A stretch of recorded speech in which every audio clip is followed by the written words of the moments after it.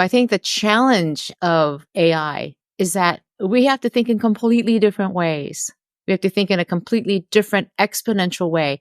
I've always wanted to do this and never could. Well, now I actually can. And we can do it at very low cost with no time, with no additional people. We can create growth and change in ways we never thought. So the only thing that's holding us back is our imagination and our capacity to absorb that change. That's it. Welcome to the Next Insights podcast, intersecting science, technology, and consciousness. I'm your host, Michael Morrissey, strategic futurist and founder of Next Collabs. This podcast explores the transformative potential of generative AI and its many applications for personal, professional, and business growth. Join us where we celebrate the next insights, those aha moments that shift your point of view and open the door into the next paradigm. You'll hear the latest ideas and thought-provoking conversations with industry experts, authors, thought leaders, equipping you with the strategies to harness the relentless pace of change in the AI era. Whether you're a CEO, leader, or interested in personal growth, this podcast will give you the insights to leverage AI to amplify human potential and consciously shape the future for humanity first. Let's dive into today's episode. Welcome to the Next Insights podcast. My name is Michael Morrissey. I'm your host.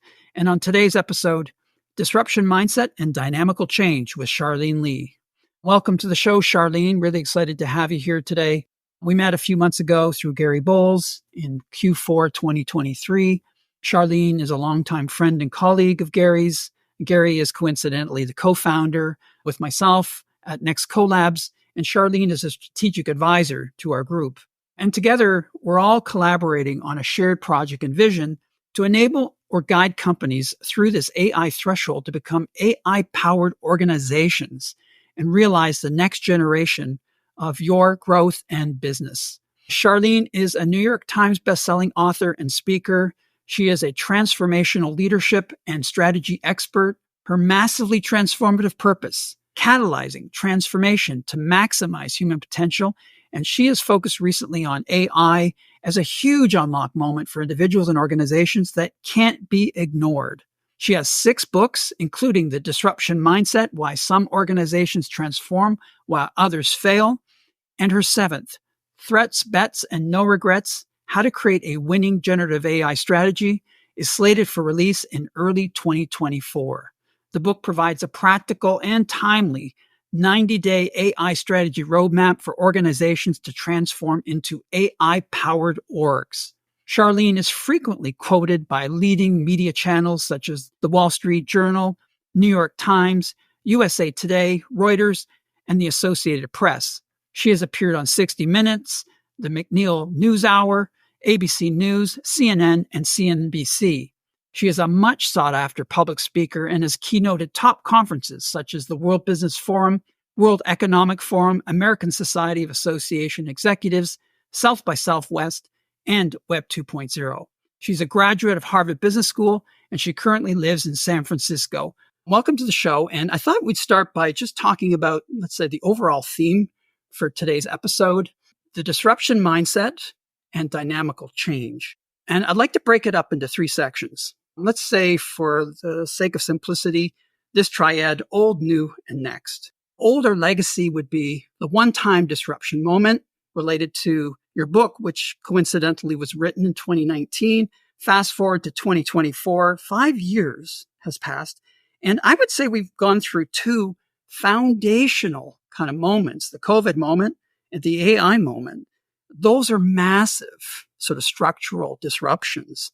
So we're going to be talking about those shifts today. So old is legacy, one-time disruption. New, I would call the COVID moment, decentralized companies and organizations in the cloud. And then next, the AI moment, AI-powered companies and organizations horizontally augmenting the workforce and vertically automating core business pipelines and infrastructures. So let's start with the legacy or the old. You know, you say disruption doesn't take days off. And you talk about in your book, The Disruption Mindset, 3 elements that basically constitute disruptive transformation. Embrace the big goal moment, inspiring disruptive movements within organizations with disruptive leadership, and then flex cultures as an operating system. So the big gulp moment, that was a very powerful concept that burned the boats. I think that's foundational. That's almost like step one. How do you do that? Well, you make a commitment to what the future is going to bring. And oftentimes, even though you say, this is the future we're going to go towards, when you hit that wall of resistance, because at some point you will hit it, and disruption is never easy. It's when you hit that wall, like, oh, this is too hard. Let's go back. But if you burn the boats, there is no going back. If you cut off all escape routes, that the only way forward is to go forward, the only way you can go is that direction. You can't go back to where you were before. So this is literally burning the boats to say, when you have no choice but to move forward, how will you act differently than knowing, well, this is optional. We can kind of change our minds and go back to where we were before. And we saw that in COVID. We wanted to go back. We so wanted to go back to the world that we knew. There was no going back. So we had no choice but to find a new way forward. So in that case, the boats were burned for us. But to do that for ourselves, I think is a really important step to having that disruptive mindset. Yeah, we could easily segue quickly into the COVID moment, but let's hold. Because I agree, that was a burn the boats moment. And that forced us through the threshold into Zoom. Otherwise, we would be trying to go back to work.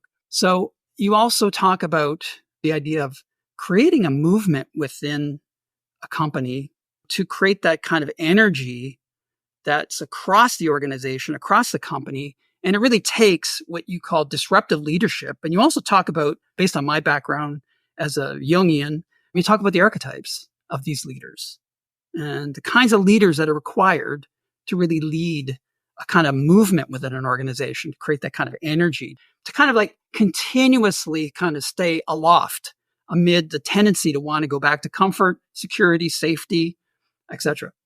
Right. Every leader in an organization falls into one of these four archetypes. They have the sort of natural disruptive leaders who are called realist optimists. They're the ones who can see the future. They're the optimistic about what the future could be, but they're also very realistic about the tasks you have to take to move to that point. Then you have some people who I call the managers. And these are the ones who are just a little bit hesitant. And they are, again, very good managers, but they're just not used to change. You have the worried skeptics who are really holding back, but they also play a very important role where if you can look around the corners, anticipate the things that could go wrong, that also plays a very important role. And then you have the people who are just waving their hands and saying, let's go to the future, but they're the very inspirational talkers. They're not the ones who necessarily would be the ones who drive that change. And creating a movement to tie all this together is important because you have these different archetypes, having a vision of where you want to be, and then pulling people, inspiring people to follow you. That is the number one task for a leader. Leaders create change. And if you're not creating change, that's fine. You're a manager of the status quo. But leaders create change, and you have to build a movement of people behind you who are inspired by the change you want to create. And that's how you create disruption. Is the bigger the change, the bigger the movement that's needed to get people to follow. Now, one of the things that I think we're both really have a real passion for is the human dimension and culture. And especially in this moment when we move through into, exponential technology is almost like dominating everything. But at the end of the day, we're dealing with people and with teams and with the field effect of a team that really, wants to be together. And how do you develop a disruptive organization that has a culture that is super adaptive? Well, again, culture is made up of beliefs and the behaviors that stem from those beliefs. Or the other way around is that you have certain behaviors that develop and beliefs go and back those up. So it's a continuous circle of how these things reinforce each other. Beliefs and behaviors, that's what makes up the culture. So if you wish that your culture was more adaptive, more agile, more resilient in the face of change, then you have to fundamentally look at what are the beliefs that are holding you back from believing that to be true, that are holding you back from the behaviors that would look to be this. So what are the underlying beliefs? And a lot of them are things like, well, we don't have permission to try and experiment things. We don't have a great relationship with failure. Failure is not something we talk about, failing fast and failing smart, but we really don't like to fail. We don't have a healthy relationship with failure. We have fears. How do we deal with those fears? So being able to, as an organization and as a culture, to have beliefs, these set of values that you hold to be true and then you act on is a really important part. And if you don't have the right beliefs, if you have a belief, for example, that you don't have permission, then how do you actively switch that belief with new behaviors, new stories, new rituals that institutionalize and create cultural moments that people can key on, like, oh, we don't believe that. Remember, we don't believe that we don't have permission. In fact, we have a lot of permission. We have a lot of agency. And this is how we will behave. This is how we do behave. This is how we think and feel in our new culture. That is really hard to do. Yeah. So you had broken it up into like structure, which is, you say, is the sort of the backbone, the processes, the lifeblood, and the lore, the soul, or the stories, which resonates for me the greatest. Like how to create those kind of the new sort of story that we all kind of believe in. Speak more about those three aspects constitute the operating system. Sure. I mean, when people think about organizational culture and everything, they tend to want to point to things they can write down. Like, okay, we're going to change the organizational structure so people learn to work in certain groups and teams. So structurally, we're forcing people to work together. That's one way to create culture. Another way is we're going to do things in a different way. Our behaviors, our processes. How do you ask for permission? Do you need to ask permission even for certain things? Or do you just say, within these guardrails, as long as you stay inside those guardrails, go for it? That could be just a removal of processes and putting new ones in place that allow for greater freedom and autonomy. And then the soft stuff that isn't written down, the stories that you tell, the rituals that you have, the symbols that you have. It's just like looking around, like things can become very symbolic. A particular pen or a symbol, a special shape or something. The stories, you can invent new stories. You can have new rituals. These are all things that change culture and they become part of that operating system again. The problem is most people do not take their culture seriously. They don't think about how am I going to intentionally create the culture that I want. They just say, well, this is the culture that I have. I'm kind of stuck with it. They fundamentally don't believe they can change it. But I've seen companies go through huge cultural change in a matter of months and weeks. And it's possible if you start changing those beliefs and the behaviors associated with them. And they're especially effective if you start with your leadership. When people see leaders changing, they go, well, they're really serious about this. They're not just telling us to do it, they're doing it. That becomes the fastest way to change your culture is when your leaders actually change your culture first. I mean, I could see that if you have an empathic leader who just has a tendency to be sort of empathetic with his employees or her employees. And I've experienced that before. That almost like sort of subconsciously sets a kind of like a parameter or gives you permission to be a little more thoughtful and caring in a sense. Like it's almost like a heart center that kind of starts to come through. I care about you. And that sort of permeated at least the culture that I was in for many years, where the leader, the president, had that sort of empathy first kind of approach to his people. And it just creates a beautiful field effect. Right. And it's a little bit harder for some leaders who just like, I'm not touchy-feely. And like, you don't have to be touchy-feely to be empathic. Empathy stems from having an experience, having an emotion, and understanding how somebody could be having that same emotion. That's all it is. And Satya Nadella, the CEO of Microsoft, made empathy the foundation of his leadership practice. And so the one thing we have to do as an organization is have empathy for our customers, have empathy for ourselves and each other. That's the foundation for being great. And he has consistently done that through a very diverse and global organization. So this can have all types. It can show up in so many ways.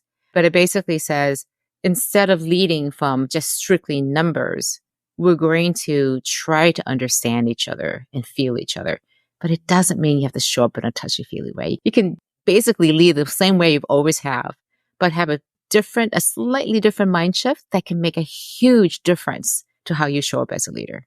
I mean, it reminds me of design thinking, right? Where you start with empathy relative to your customer, and that becomes part of your design process and touch point. And you start to develop. And it makes sense that if you're going to build a movement, that you have to walk the walk yourself as the leader. Like that's where you are literally the You're the resonator. You're the center of gravity. And if others see that that's the way you're operating, then they follow suit. They mirror that, right? A lot of these are subconscious processes. It's not something that you can just externalize and say, okay, we've got a document, we're going to follow it. Right. One of the things that I find so fascinating about leadership is that you can hear people all the way back thousands of years ago through all very many different cultures talk about these truisms about leadership. And it comes from knowing yourself and then being able to extend that into knowing others too as well. But you have to know yourself first to lead yourself, and then you can lead others. So it's, again, creating that movement, that sense of change, that sense of comfort with discomfort is a really important part of being a disruptive leader. Because if you're going to ask other people to be uncomfortable in creating change, then you have to become uncomfortable with creating change too. It is not comfortable. Change is hard. And the bigger the change, the more discomfort you're going to create. But you also know why you do it. You take on that discomfort. You take on that fear. You take on that nervousness and anxiety. And the difference between living in anxiety and nervousness and living in excitement is one simple thing. It's confidence. It's confidence knowing not that you're going to be successful, but knowing that you're going to be fine no matter what the outcome is. And you have that total confidence in yourself and your organization that we're going to be okay no matter what. So let's go on this adventure. Let's see what happens. We are preparing for a rough journey ahead, and we're going to prepare and prepare. We're not just going to wing this. We're going to prepare, but we're going to prepare for a tough journey ahead because we know it's worth it. In your book, you talk about disruption doesn't create growth. Growth creates disruption. And I remember there's one diagram in the book. There's a small bubble over here, and there's a very large bubble of where you want to go, where growth occurs. And there's a gap. And so it's like, how do I get here? And I think part of what we're talking about here, and I think we both apply this personally in our own lives, is in a sense, you almost have to develop the practice of self-disrupting yourself, like almost daily, to go through that threshold. By the way, I got one of those cold baths and I stuck it in the basement. And I jump in there after a run, and before I put my toe in, it's like, I don't even want to go here. Everything's telling me no. And then I do it. I get through that threshold of, a minute or 2 minutes in there. I come out, and I tell you what, I just get a dopamine and endorphin hit, and it's a small win. And I think just constantly sort of in a personal sense, I would say this is a practice that every leader needs to embrace, is the practice of self-disrupting. And that's something that you could bring to your culture too, that if we're not going through some level of discomfort, we're not really growing. Right. I so agree with that. And I'll give you a very poignant example. Last night I was judging a hackathon, and it was a RAG hackathon, RAG, Retrieval Augmented Generation. Yeah. I don't know what that actually is. I know the broad parameters of it is. I do not know the underlying technology. And this is a hackathon with people playing with all the different technologies, and they're presenting, and I'm one of the judges. In fact, I'm one of the lead judges. And I'm sort of going, I'm going to learn a lot today. I'm hanging by my fingernails, watching 45 projects, 3 minutes each, going like, this is way out of my comfort zone. They're talking about stuff I have no idea. By the end of the evening, I had learned a lot. I was beginning to catch on what RAG could do, what it couldn't do, and learn a lot. And I put myself out there in a very visible way to be a judge, evaluating these projects. And I'm like turning to my fellow co-lead, who's a former partner of mine, and I'm like, I really don't know what RAG is. So he's like, I don't know either. And he goes, I guarantee you, half the people in this room don't know either. So we're all here to figure it out.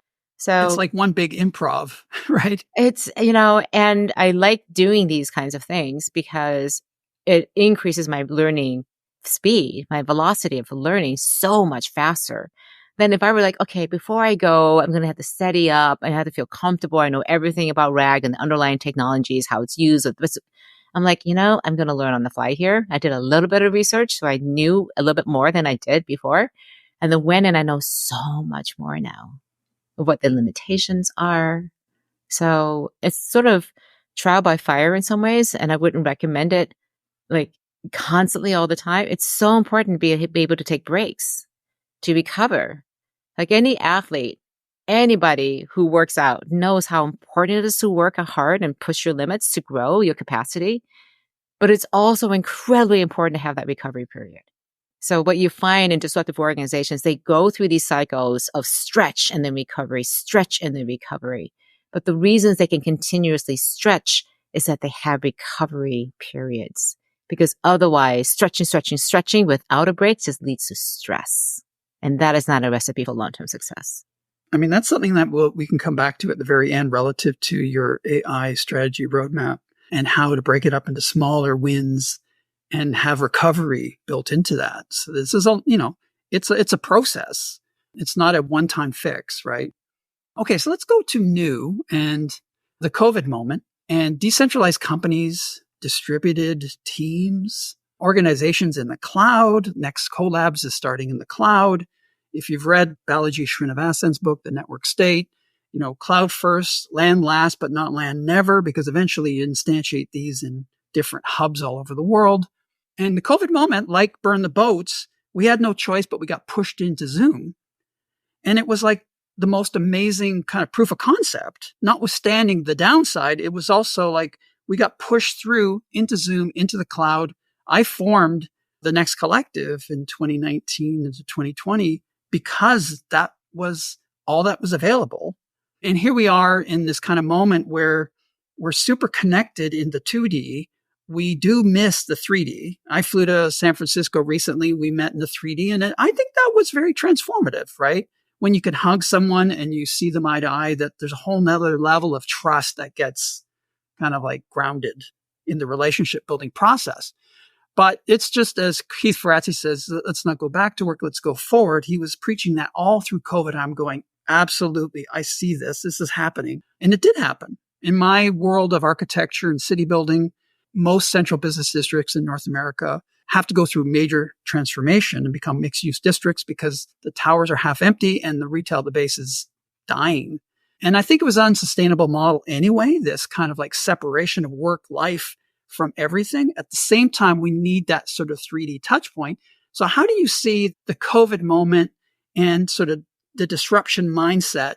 What's your update to the disruption mindset as we passed into the COVID moment?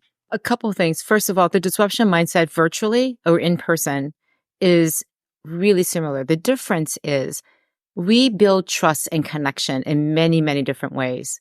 And to invalidate the virtual way to build trust, I think is a mistake. That you can't possibly have a stronger team if it's 100% virtual. You can. The reality is those virtual teams still meet in person.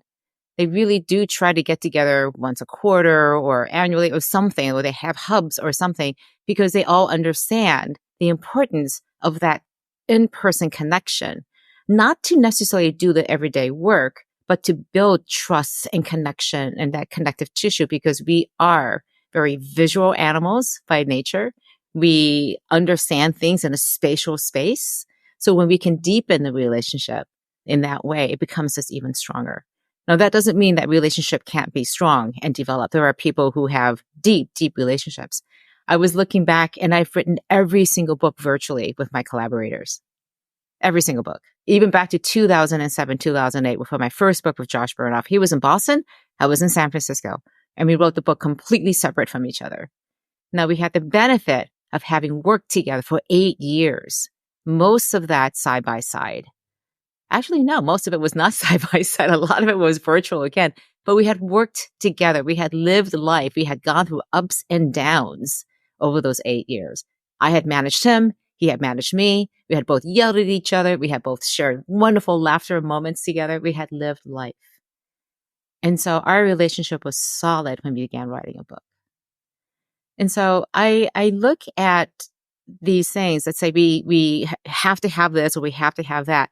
Relationships are incredibly varied and also very resilient. They will rise to the occasion of what you need if you invest in them. And that is the problem, is that most people in the in-person cultures of organizations of old, we never really invested. We were not intentional about building those relationships. They just happened. We had the luxury of just random collisions in the kitchen to build relationships, going out to work afterward. I mean, it was all serendipitous and wonderful. When you're virtual, you have to be very intentional. When we come together, what are we going to do to build those connections? How are we thinking about building those connections even virtually? How do we create that depth of experience? How do we have lived with each other and created experience that become bonding experiences to build trust? So that intentionality is not something we've ever done before because we had the luxury of just random serendipitous collisions. And we had, the cocktails hours on Zoom. That doesn't work. That's not the solution. So I think we're still trying to figure it out. I think some companies have been, quote, 100% virtual, have done a really good job at building cultures, as we talked about before, in the organizational structures, in their processes, in the rituals that they have, in the stories that they tell and share with each other and are creating in real time, in the symbols that they use in their meetings and their work. Even in the presentation templates, what goes into them and how do they convey culture every single time you use all the templates even. So being very intentional about what is important to your organization and driving those beliefs and values is a really important part in this new world.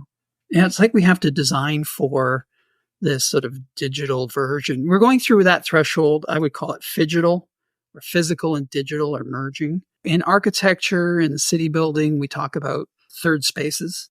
And in a way, the office, the conference room or the cafeteria, or if you're more advanced and you're in a Google-esque kind of office space, likely you're designing for collaborative spaces like Steve Jobs, push people into the hallways. So you kind of promote intersectionality, drives innovation. But in the cloud, on a Zoom call, I love your idea of bringing ritual to that and repetition.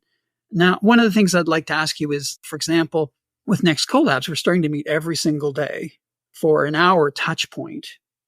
And then everyone goes away and does what they need to do. And I think this is the beginning. You would get in the car or get in transit and you'd go to the office and there'd be that predictable ritual of showing up. And now you have to kind of show up in the cloud. So are there, there's Monday and there's all these different apps that are now starting to support and build out this kind of project management or how to create teams in the cloud. Do you have any thoughts around how to support that kind of ritual and that sense of belonging within a team and touch points for that team? Let me give you an example, because I think even if you meet physically, you have to be very intentional about the time that you spend together. First of all, coordinating the times you will be in the office and also differentiating that physical time, that meeting time that you have with each other, whether it's virtual or physical, in a very intentional way. What do you want to accomplish during this time that cannot be accomplished any other time? How do we treat this like this precious, most important hour of the day? And that requires planning, requires processes. For example, if this is the key point, it's not the only point we connect. Are we using Slack channels or Discord or something in the background to maintain that continuity in the other 23 hours of the day, whatever it is that people work, so you can asynchronously coordinate with each other? Is there a Google Doc or some sort of running notes that provides continuity from place to place, from one meeting to the next? What happens if somebody can't attend for whatever reason? Is the meeting recorded and a summary is given to everybody? Is the expectation that everybody read the summary? So these are all different practices that come into the way that your team wants to operate in the virtual space, but also carries out into the physical space. So when we come back together in a physical domain, what's new and different about that that's unique than from our daily 1 hour meeting? Because it better be different. The intentionality of that physical meeting should absolutely be different. Because I work and talk with you all the time throughout the day on my Slack channels. I see you on Zoom 1 hour a day. And then when we get together for a day in physical space, how is that different? What kind of work is reserved for that precious physical time? And it better be different. It better be mind-blowing, because it's really expensive, so to speak. Good point. I mean, it is hard to believe that people would come to a conference room and spend half a day for one meeting to get to that conference room. We'd have like 20 or 30 people around a conference room to talk about a project. Probably cost us a fortune every time we did that. And now we only do that once a month, to run massive projects. And it's super convenient. And at the same time, when we do get together, I think this concept of intentionality and how precious it is, like the 3D physical kind of container of meeting each other in person and those subtle signals and all those reassurances that can go on, is more meaningful than ever. So Taking a quick break from this week's episode to tell you how to get even more free insights on AI, science, technology, and consciousness delivered straight to your inbox. Sign up for the Next Collabs newsletter, where we unpack the latest in AI every Wednesday. When you subscribe, you get the insights from myself, Gary Bowles, and our team of experts at Next Collabs. We're sharing what we're discussing, thinking, and reading weekly in the world of AI. Why join? We're not about filler. We strive to offer high-value content to keep you on the leading edge of the AI era. We have our finger on the pulse and want to share that with you and keep you posted on our free panel discussions and events. It's your weekly touch point to staying ahead of the curve. Click the link below in the show notes and sign up for the Next Collabs newsletter. Now, back to the episode. As a segue to what's next, one of the things that we're focusing on in the month of February in Next Collabs on our Monday AI sessions. We meet every Monday. We meet Monday, Wednesday, Friday within our community. So that's part of what bonds us together as a community. And we're also a company. And we could talk a bit about that within every company is hidden a community. And I think Gen AI couldn't actually surface some of that, sort of the inherent qualities of your workforce. But the idea of, for the month of February, we're going to be focusing on collaboration plus AI.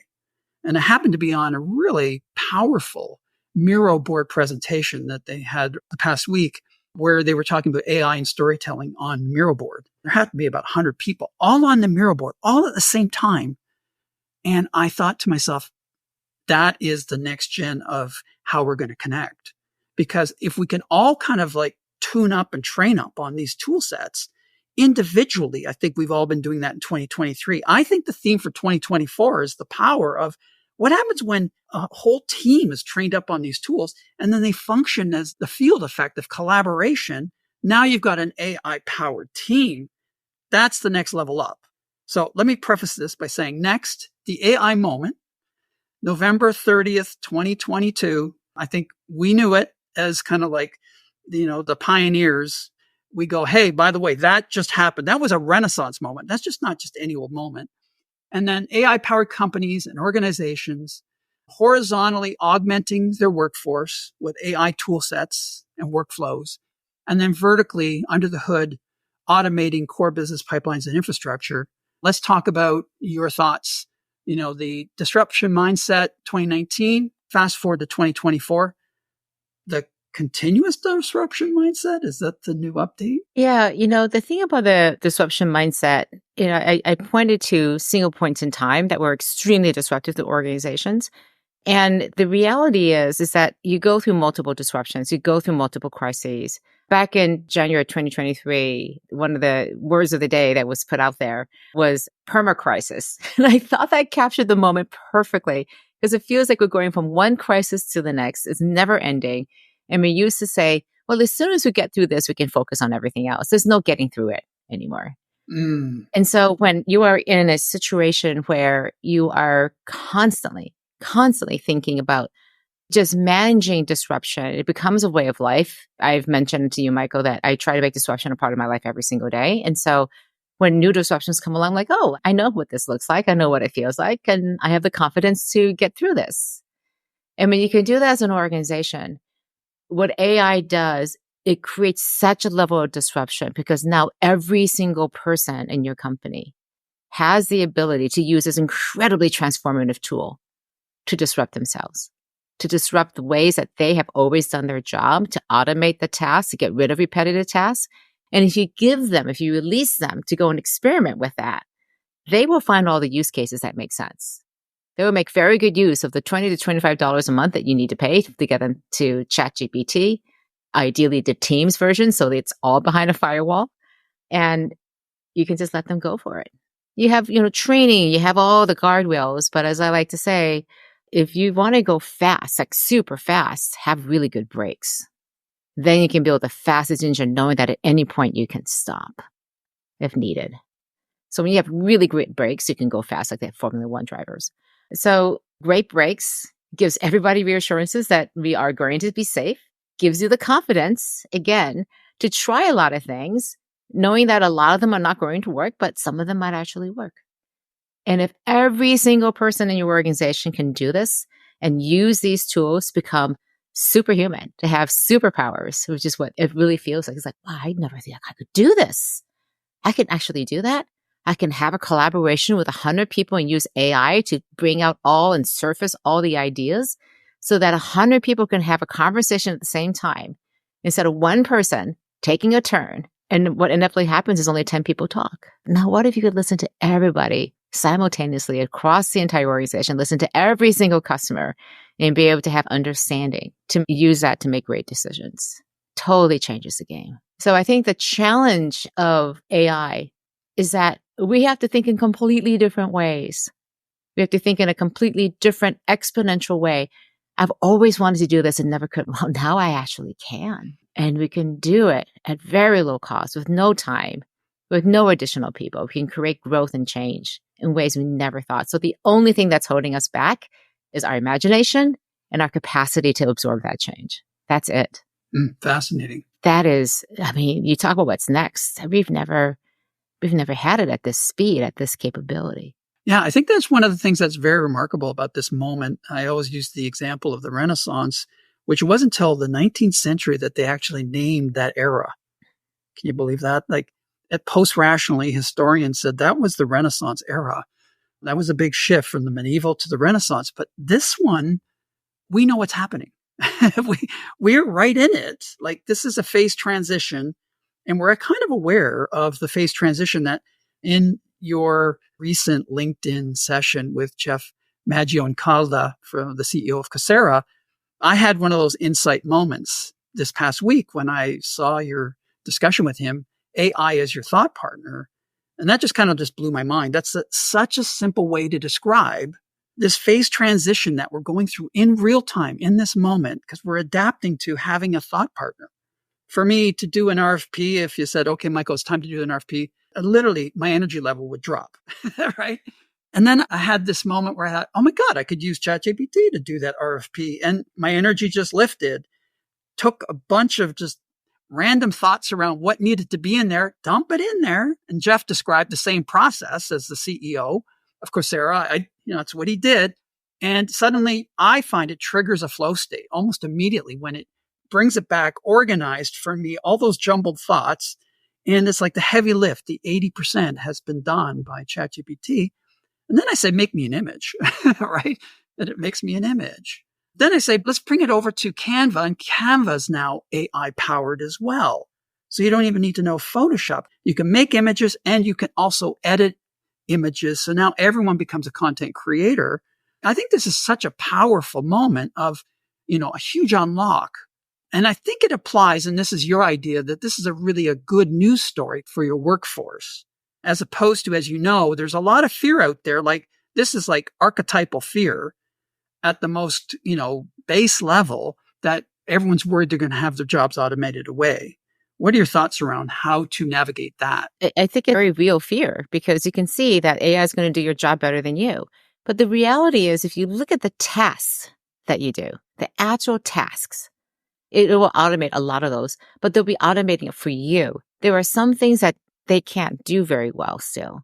The creative process, the synthesis, the asking the questions, putting the prompts into AI requires somebody to do that. And so your ability to, first of all, use AI to understand customer needs, use AI to summarize them, use AI to then feed it back. There's a tremendous amount of judgment that's required, a tremendous amount of wisdom and experience that comes into play there. AI is not going to be able to replicate that anytime soon. So the reality is we'll probably need fewer people to do all the jobs, because the tasks themselves will be just fewer. But the need for people is still very much there. And so I like to say that AI is not going to replace people. It's people with AI that are going to replace people who don't know AI. So upskill on AI. Learn how it's used. That will always create value for yourself and for any employer that you want to go towards. Your employability, your marketability is going to increase significantly if you run towards AI rather than fight it and fear it. So experiment with it, practice it, use it, research and learn as much as you can about other ways, because it's constantly changing. I just learned how to use this tool called Blaze today. to use Mm. snippets. So I can like quickly cut and paste my snippets for my prompts into any engine that I'm using because I'm constantly trying all the different engines. And it just saved me so much time. Instead, having a Google Doc to cut and paste it. I'm like, now I can just use a snippet with a few keyboard strokes and there it is as my prompt. So little tools like that, like, oh, look at that. Find out about it through conversations.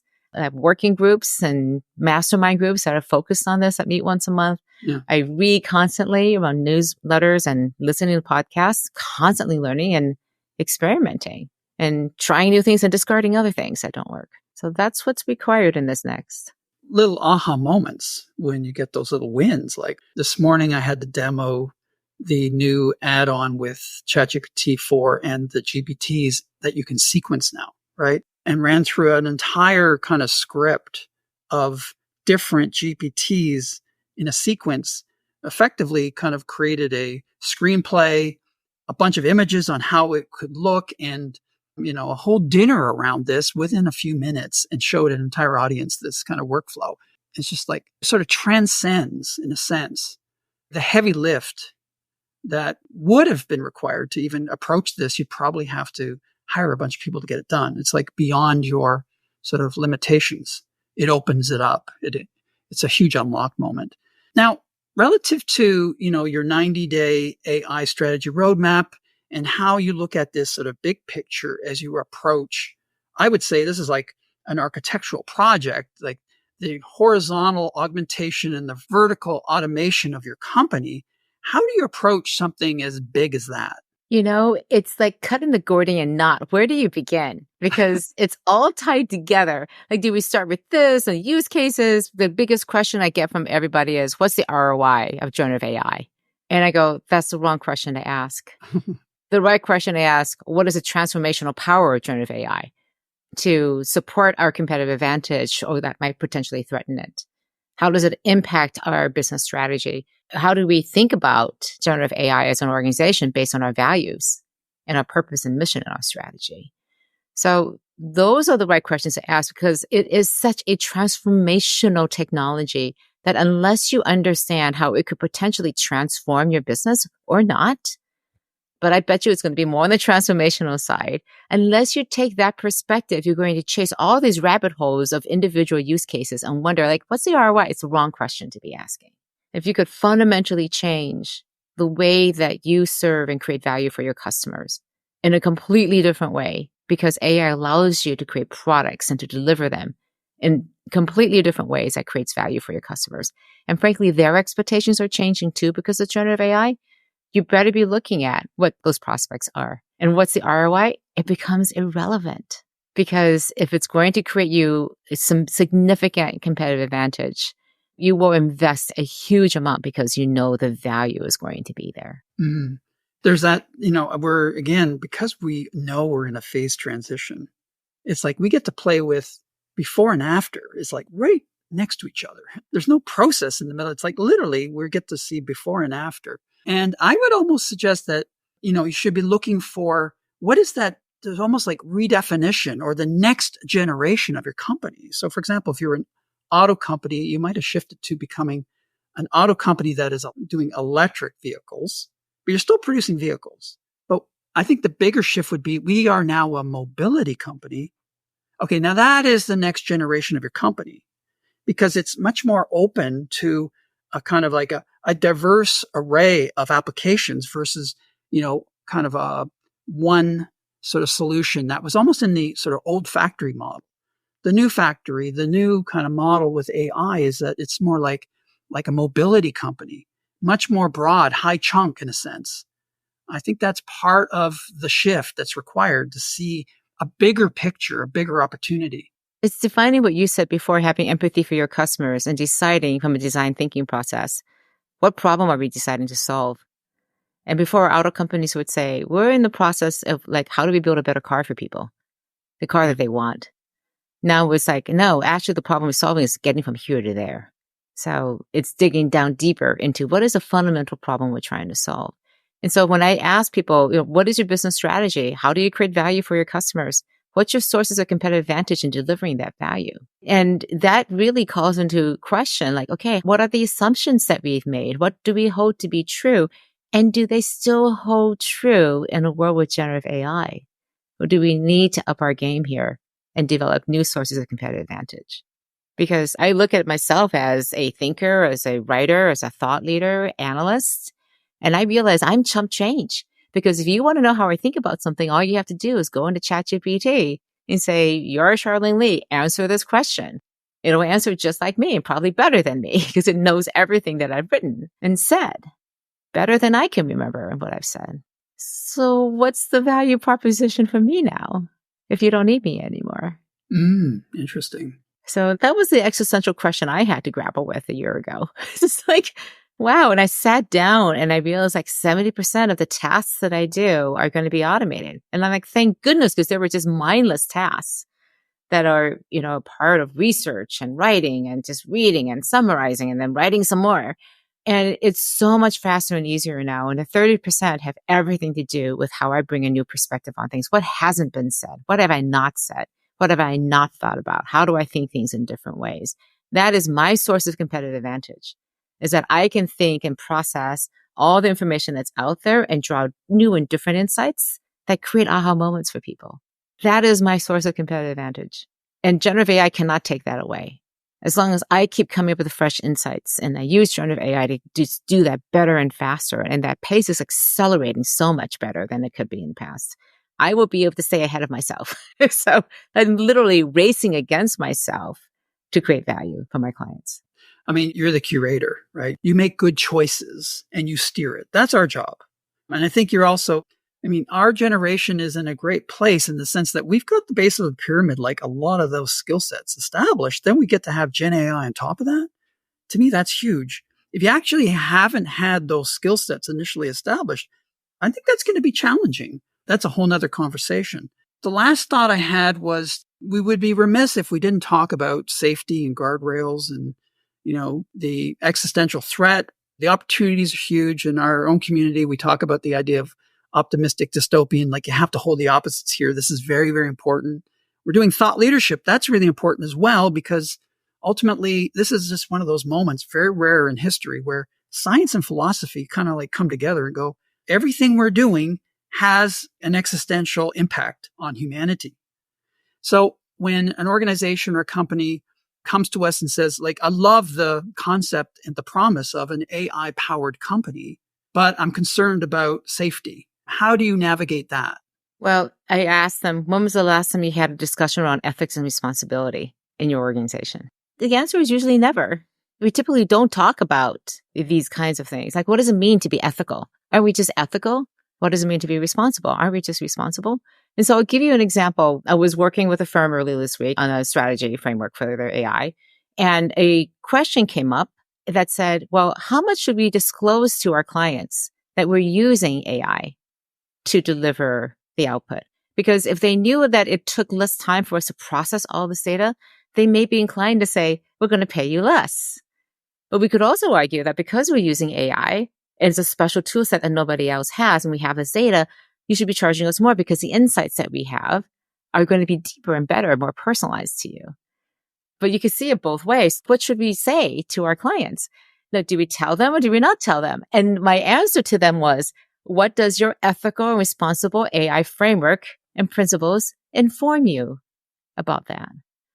And so you can see why if you don't have that framework, if you don't have a foundation that's rooted in your values, in your strategy, in your purpose, like everything, these are the things that will not change regardless of whatever technology comes to you. Then you have a foundation to say, well, how do our values inform us about this decision? And I'll use one of my value standpoints, which is I will always do what's in the best interest of my clients, even if it hurts me. I will recommend that they use a different person if I believe that I could do the job, what they're asking for, but I think that this person would do a much better job and meet their needs better. So I'm turning away business from me to give it to a friend or colleague, someone I know very well and respect, because that will serve my client better than I can do it. And that always is going to pay back because the client then trusts me. I mean, and that person will refer things back to me. It's always going to come back. But I believe firmly that whatever is in the best interest of my client, I'm going to let them know. So how would that inform my conversation with them about my use of AI? So that starts, again, these foundational questions. You have to have figured those things out. Those are your guardrails. Those are your foundational ethics and values that allow you to be safe. So if one of your guardrails, one of your principles is we will always be responsible in using the data of our customers, our employees, in a very careful way. We will treat it with tremendous respect. We're going to be very careful about how we use it, when we use it, who has access to it. And we're going to write down those guidelines because we value this so carefully.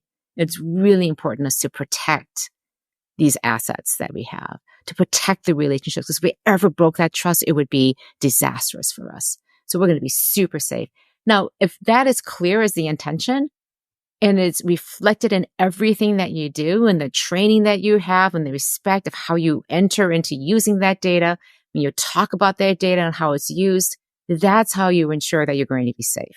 That aligns with, I think, Next Collabs and the idea of consciously shaping the future. And it sounds like, consciousness and consciously disrupting yourself as a practice. These are, like the core principles to kind of guide us through this threshold. I really appreciate the conversation, Charlene. And I feel like we're only beginning to get into, the AI moment and the future and how it applies. And I'd love to have you back on Threats, Bets, and No Regrets, how to create a winning generative AI strategy when it's ready. And we can get into the details on your 90-day AI strategy roadmap for organizations and companies. And I think, you're the one that said the promise for the augmented workforce is a huge win, and it's really exciting. That's the kind of thing I think you can get up in the morning to go to work to do, is to unlock that potential within yourself. And I think, as I'm suggesting, collaborative teams plus AI, I think that's going to be huge. And then finally, Charlene, I usually end with some kind of insight. And we've talked about several on this episode, that you were at the hackathon and you just kind of, jumped in without really fully understanding what RAG was. And then you had slowly it starts to dawn on you. And in a sense, an insight kind of happens when you do kind of go somewhere like the unknown and you pass through that threshold, that aha moment when, even for me working with Pi, I have this aha moment happen quite frequently. Has something like that happened to you recently in the past week or even today, since you have this practice of self-disrupting yourself at least 3 times a day? Share with us one of those moments. It's a very personal one. I'm training for a big race, a Spartan race in March, at the end of March. Oh, wow. And, it's been storming here in California, so I haven't been able to go for a run. And I really dislike running. I really, really dislike it because I'm not very fast. I'm super slow. I run 13, 14-minute miles. I mean, I'm super slow. People they're laughing at me I walk faster than that. I know, tell me about it. And so I pushed myself to get out there and set myself a challenge. It was the longest one I've done in a while. And I've been kind of cooped up between weather and travel and things like that. So, go out there and stay on schedule and push myself to run, 40 minutes straight. That was hard. And so I feel like every time I actually get up and put on my running shoes and get out the door, it's a huge disruption for me because it's not something I'm comfortable with. And it's really hard to push myself. Between that and, eating well and then pushing myself and being able to be as vulnerable and as personal in every conversation, to really push myself to the edge. And it's okay, what can I share? What can I think about and explore that's going to push me to that edge? Is always a great thing. And these conversations with you, Michael, for example, are always push. I'm oh, let me think about it that way. I never thought about it that way. So how do I articulate that? So those are always great examples, I think, of pushing myself out of my comfort zone to achieve that disruption. I love that latter example of in your interactions with other people to find a vulnerable share to connect at a deeper level. And I think most of us inherently think those vulnerable shares, people go, really, I'm not that interested in you anymore or whatever. It's it's just the opposite. That Brené Brown has proven this time and again, that it actually creates glue. We can really relate to each other when we take that chance and be vulnerable. So I appreciate ending on that note. And so tell us where we can find you, how our listeners can find you. Yeah, LinkedIn is probably the best place. It's easy to find me there. You can follow me, get all my latest updates. I do a live stream every week. I publish lots of posts and I write an article in my newsletter every week. So you can follow and subscribe to those. And you can always go to my website too, charleneli.com. Okay. Absolutely wonderful conversation, and look forward to part 2 on your next book. And with that, thanks to everyone, and we'll see you on the next episode of the Next Insight podcast. Thank you for listening to this episode of the Next Insights podcast. If you enjoy this episode, take a screenshot and share it with a friend. And if you really love the podcast, head over to wherever you're listening and leave a rating or a review. This helps our show get in front of more people interested in shaping the future of science, technology, and consciousness. Finally, to receive even more insights on what we're discussing, thinking, and reading at Nextco Labs, sign up for our weekly newsletter by clicking the link in the show notes. I'll talk to you next week, but until then, consciously embrace disruption, my friends.